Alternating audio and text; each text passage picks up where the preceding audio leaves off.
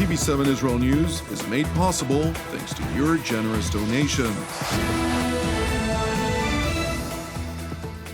Shalom and good evening. This is TV7 Israel News broadcast to you from Jerusalem. And in today's top stories, Israeli President Reuven Rivlin grants the official mandate to attempt at forming a government to Blue and White chairperson, former IDF Chief of Staff Benny Gantz.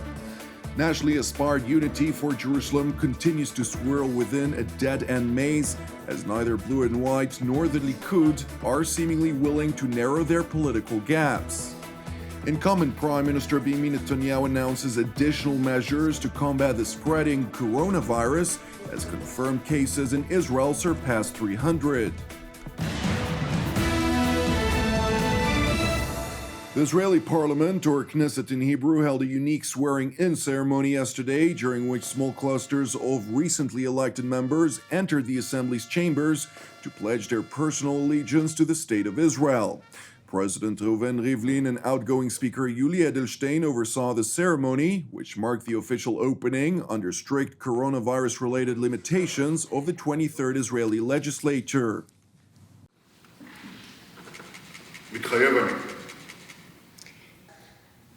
מתחייב אני. תודה לכם. Prior to the swearing-in ceremony, incumbent Prime Minister Netanyahu sustained a throbbing blow when Israeli President Reuven Rivlin granted the official mandate to attempt at forming a government to Blue and White chairperson Benny Gantz, this after 62 members out of the 120-seat parliament endorsed the former Israeli military chief.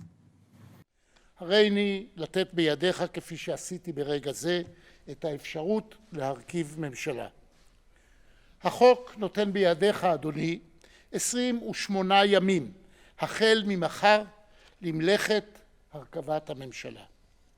זהו זמן קצר, ואולם בנסיבות הנוכחיות של עת חירום לאומית ובינלאומית, גם זה פרק זמן ארוך מדי.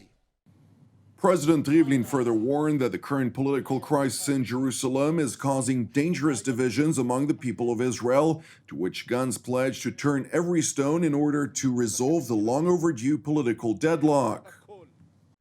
אני נותן לכם את מילתי.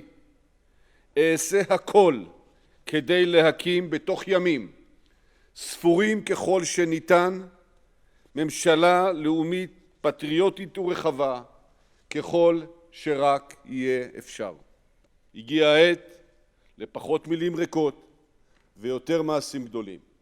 הגיע העת להניח בצד את החרמות ואת החרבות ולחבר מחדש את כל שבטי ישראל וכל אזרחי ישראל. אנחנו ננצח את הקורונה, אנחנו נחצה את המשבר הזה, אנחנו ננצח את השנאה, כי עוד לא עבדה תקוותנו. It is important to know that while Gantz was formally given the mandate to form the next Jerusalem government, the negotiating teams of both Blue and White and the Likud are holding lengthy meetings in efforts to find common ground that will allow for a much-needed national emergency government. Nevertheless, the presiding gaps between the two major parties and their allied blocs are seemingly ranging too wide. While the Likud and Blue and White negotiating teams were discussing the possibility of a unity government, Blue and White has announced its decision to advance 3 legislative bills that it intends to pass in order to thwart Netanyahu from forming a future government legally. The proposed legislation includes a 2-term cap for any future prime minister, the automatic termination of a prime minister's term if indicted, and disqualifying any parliament member who has been indicted from forming a government. In response to the bill, Likud officials accused their Blue and White counterparts of negotiating in bad faith. They insisted that anyone who is holding negotiations about a unity government while simultaneously working to remove the incumbent prime minister doesn't really intend to form a unity government. In contrast, Blue and White officials stressed that no progress has been made on the unity government talks in any event. They blame Netanyahu's Likud of refusing to yield on a series of unacceptable terms that would finally break Jerusalem's political deadlock. And while nationally aspired unity for Jerusalem continues to swirl within a dead-end maze, Israel's interim government, under the guidance of incumbent Prime Minister Benjamin Netanyahu, continues to apply additional drastic measures as part of efforts to try and slow the spread of the highly contagious coronavirus disease. The Israeli leader started his televised address by announcing the implementation of the previously stated measure of employing counterterrorism tracking tools against civilians that did not adhere to the obligatory directives of self-quarantine.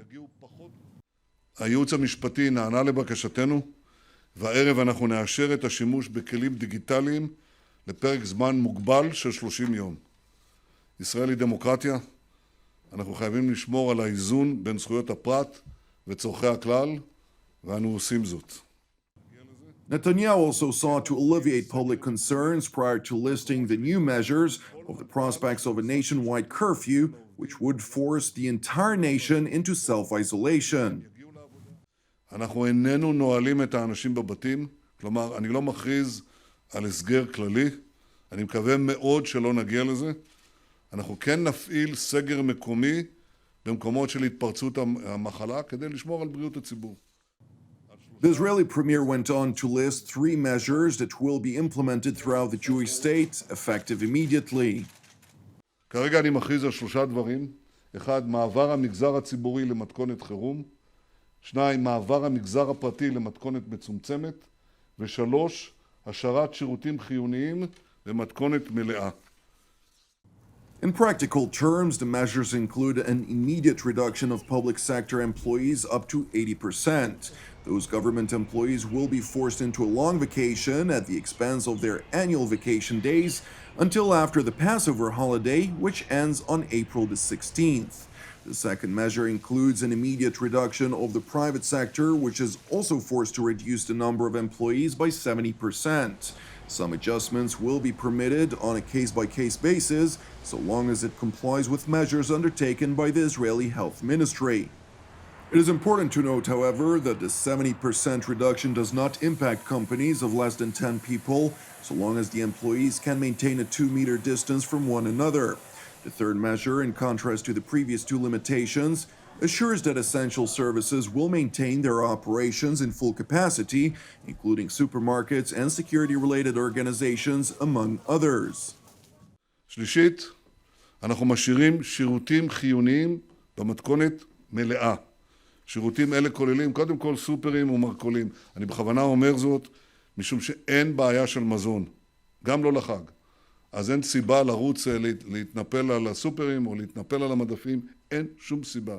יש מספיק מזון בישראל, וכך גם ימשיך להיות. Prime Minister Netanyahu concluded his statement by highlighting the commendable public accountability of Israel's citizens and vowed to continue battling until the coronavirus is finally overwhelmed. בימים האלה אני יכול להגיד לכם, אזרחי ישראל, אנחנו לא יכולים להתחבק, אנחנו גם לא יכולים ללחוץ ידיים, אבל אנחנו אוהבים זה את זה, ואנחנו דואגים זה לזה. אני מכיר את העם שלנו. אני מכיר את הכוחות העצומים שטמונים בו. התרגשתי מאוד, עד עומק ליבי, לשמוע על מתנדבים שמביאים סלי מזון לנצרכים עד דלת הבית, לראות חתונות מצומצמות שבהן מלווים את החתן והכלה בשירה מהמרפסות, שירה יפה.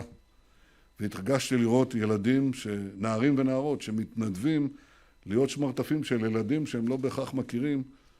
זו ערבות הדדית במיטבה.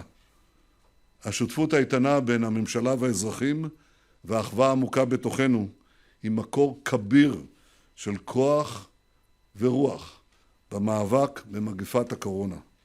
יחד נעמוד ויחד, בעזרת השם, ננצח במאבק הזה, גם אם זה ייקח זמן.